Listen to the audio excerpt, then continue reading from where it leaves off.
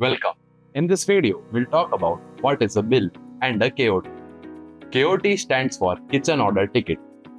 It is a document which contains all the items ordered by the customer and is sent to the kitchen for preparation. It acts as a bridge between the kitchen staff and the billing staff. You will find two key buttons. One is KOT.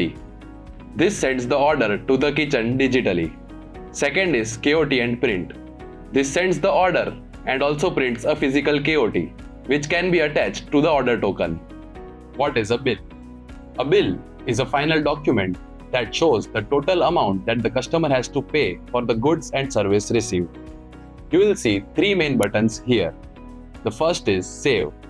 It updates the system that the order is served or completed. The second is Save and Print. It does the same but prints a physical bill. Third is Save and A-Bill. This feature directly sends a digital bill to the customer's mobile number.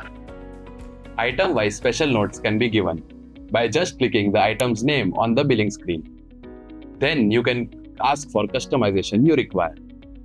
For example, you can select paneer chilli and add a note to make it less spicy.